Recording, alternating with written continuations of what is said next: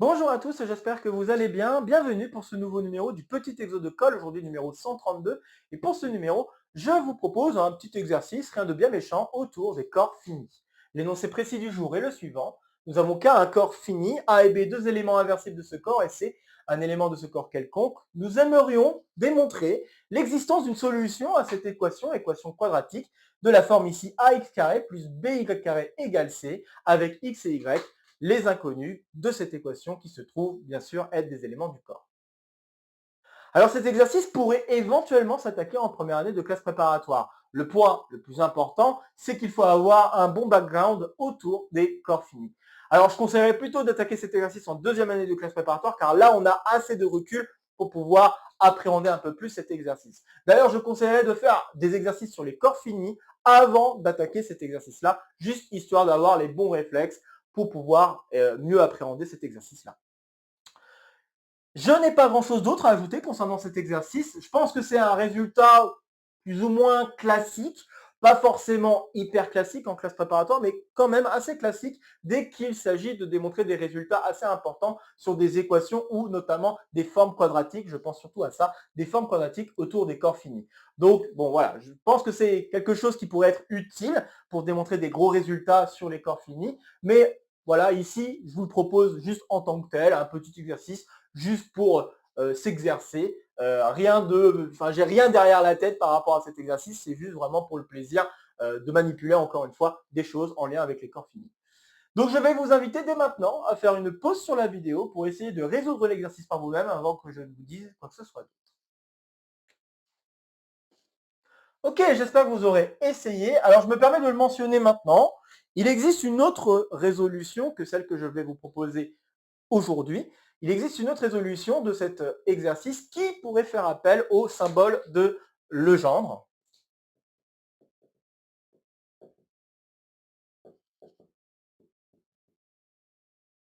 Et le symbole de Legendre, c'est quelque chose que nous avons déjà vu sur la chaîne.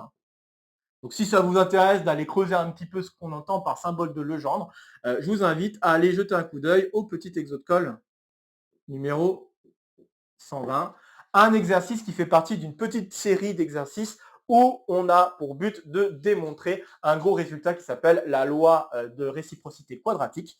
Et donc, ça fait appel justement à ces symboles de Legendre. Et l'intérêt étant de pouvoir avoir la capacité de détecter si un élément du corps Z sur PZ est un élément qui est un carré ou non dans ce qu'on est en train d'étudier, quoi. Disons ça comme ça.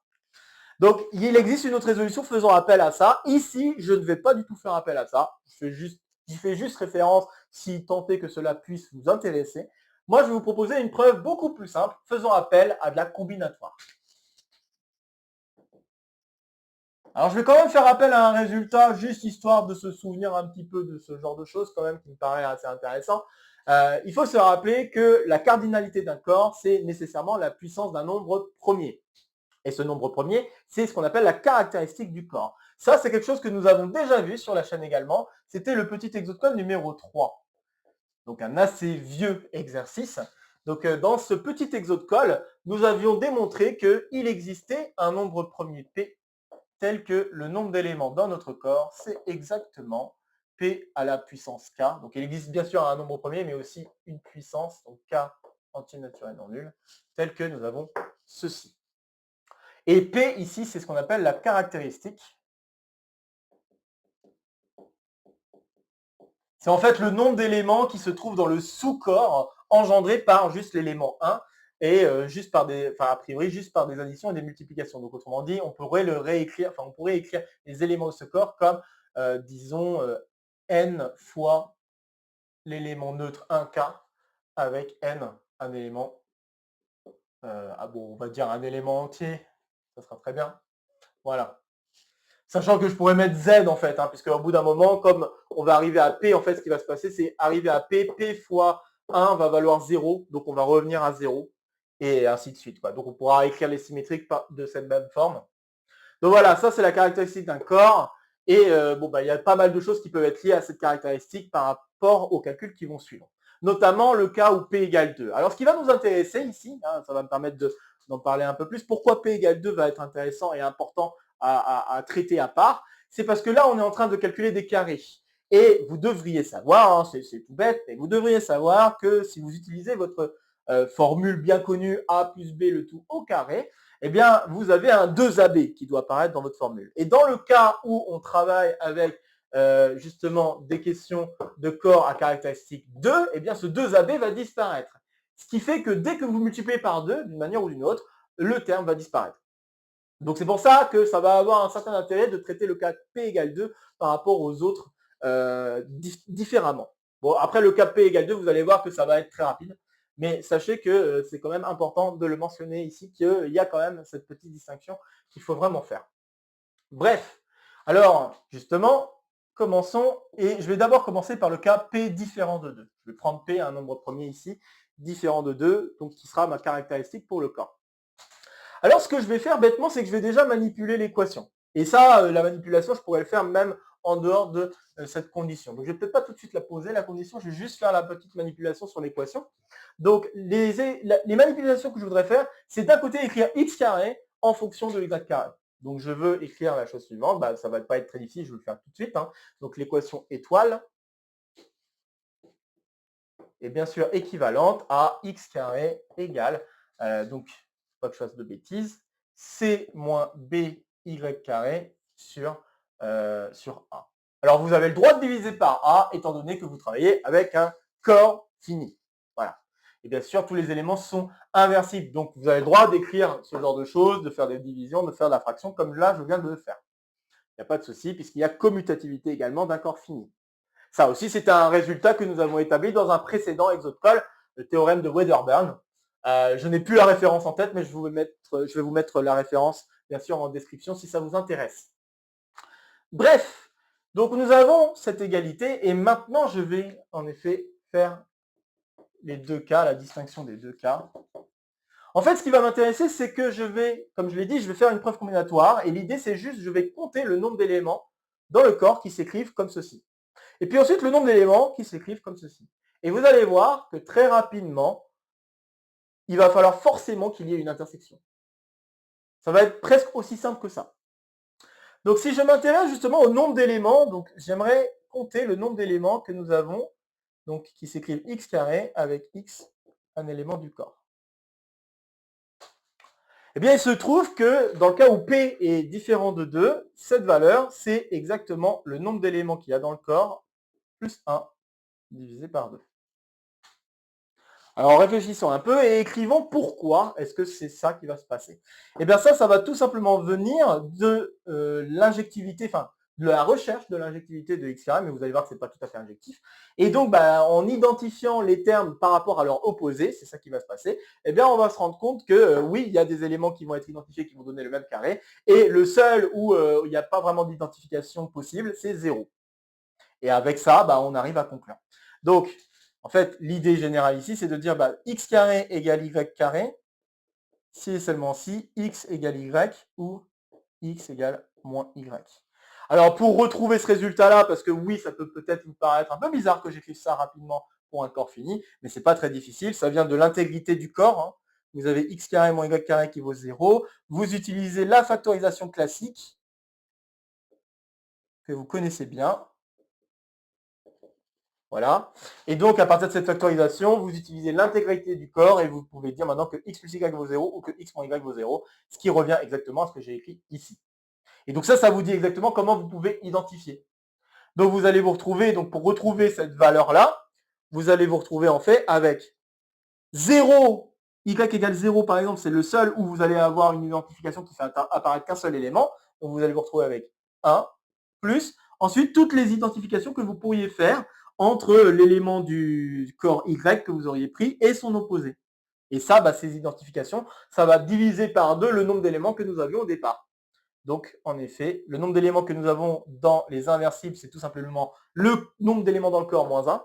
Bien sûr, il faut juste enlever 0, divisé par 2. Et ça donne bien, en effet, le nombre d'éléments du corps, plus 1 sur 2.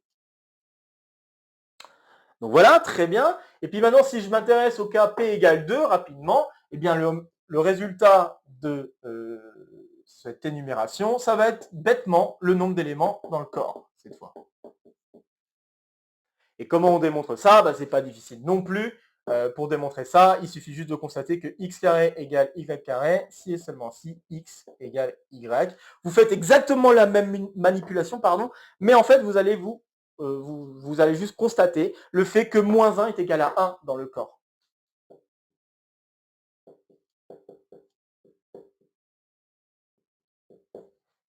À cause de la caractéristique 2. Donc à cause du fait que 2 égale 0, vous avez que moins 1 égale 1. Et donc par conséquent, vous allez vous retrouver avec cette identification de y et moins y. C'est pour ça que vous allez avoir cette équivalence qui est écrite ici. Et par conséquent, ça veut dire que les éléments au carré, vous n'allez pas en perdre finalement. Vous n'avez qu'un seul élément qui va être envoyé vers un autre élément du corps. Donc ça veut dire que l'application qui a x associe son carré est injective. Mais pour être injective du corps vers lui-même, il faut être bijectif. Donc ça permet de conclure. Voilà. C'est pas si difficile, j'espère. Bref, donc voilà, ça vous donne donc le résultat qui est ici, et le résultat qui est ici est expliqué juste par identification, sauf pour le cas y égale 0, qui donne le plus 1 qui est ici. Bien, alors maintenant que ceci est expliqué, il y a une autre application qui est bijective dans notre affaire, peu importe si P est différent de 2 ou P est égal à 2, c'est l'application qui a Z associe justement la forme ici, en fait la fonction linéaire si on veut, qui se cache derrière cette expression, c'est C moins B fois Z sur A. Eh bien ça, c'est une application bijective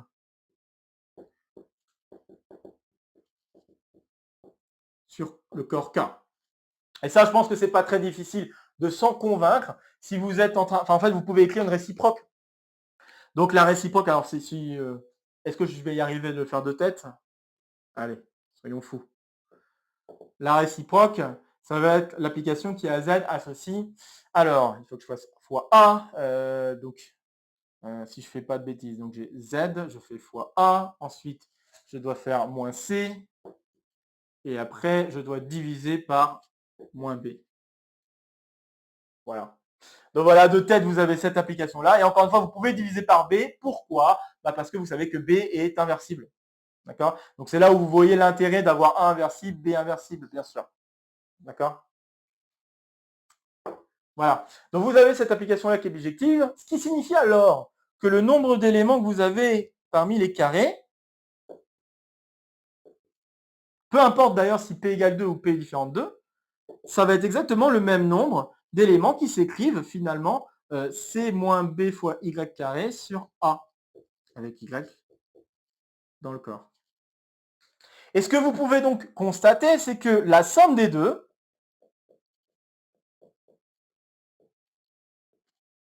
donc la somme des deux cardinalités, C moins B Y carré sur A avec Y dans K, et bien ça, c'est forcément, peu importe dans quel cas vous vous trouvez, que ce soit P différent de 2 ou P égal à 2, vous allez être plus grand que 2 fois la valeur qui est ici. Et 2 fois la valeur qui est ici, c'est exactement le nombre d'éléments qu'il y a dans le corps plus 1. Donc c'est super égal au nombre d'éléments dans le corps plus 1. Et donc, par l'absurde, si vous voulez, si les deux ensembles étaient disjoints, eh bien, le nombre d'éléments que nous aurions dans l'union, ce serait exactement ceci. Or, ce nombre d'éléments, c'est plus grand que le nombre d'éléments qu'il y a dans le corps. Donc, contradiction. Si les ensembles étaient disjoints,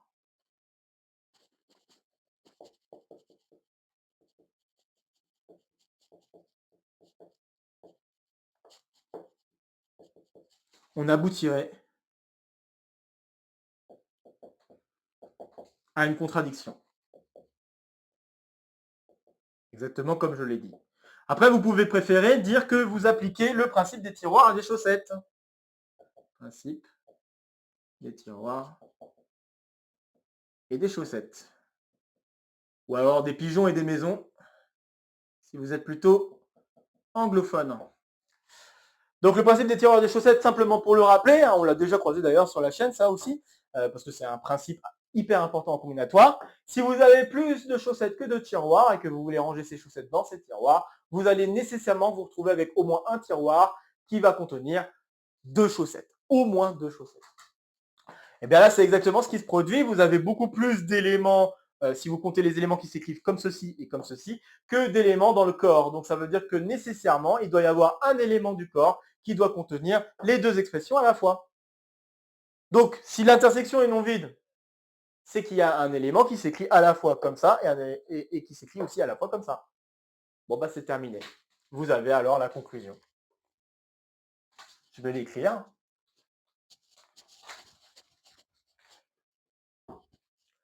Ainsi, l'intersection donc des x carrés avec l'autre expression, donc que je ne fasse pas de bêtises, c moins by carré sur A est non vide. Et donc, pour z dans cette intersection, on a que z s'écrit à la fois x carré, mais aussi c moins by carré sur A, avec x et y des éléments du corps. Ceci permet en effet de conclure. Bon voilà, un petit exercice qui ne paye pas de mine. J'espère que ça vous aura plu et qui ne paye pas de mine aussi pour vous montrer encore une fois que c'est important la combinatoire, hein, mine de rien, malgré tout, parce que bon, je sais que la combinatoire, ça ne plaît pas toujours à tout le monde, mais moi, c'est mon thème de prédilection et il est bon pour moi de chercher à vous convaincre que la combinatoire, c'est chouette quand même, et ça permet de démontrer des résultats parfois étonnants. Et bien voilà, notamment ce résultat-là, le fait qu'il existe une solution à cette équation quadratique, peut se démontrer de manière combinatoire et de manière aussi jolie que ça, juste en faisant intervenir un petit principe de combinatoire, le principe des tirants à des chaussettes. Bien alors, n'hésitez pas à laisser en commentaire vos questions, vos remarques, vos retours concernant cet exercice. Ça fera toujours plaisir de discuter maths avec vous. N'hésitez pas à partager la vidéo si vous connaissez des camarades qui pourraient être intéressés par cette vidéo ou par le contenu de la chaîne de manière générale. Ici, ça sera pour me soutenir. Ici, ça sera pour vous abonner. N'oubliez pas d'activer la clochette. De nouvelles vidéos vont se proposer à vous pour continuer à faire le tour de la chaîne. Et sur ce, je vous retrouve très vite pour de prochaines aventures mathématiques. Portez-vous bien et à très bientôt. Salut à tous!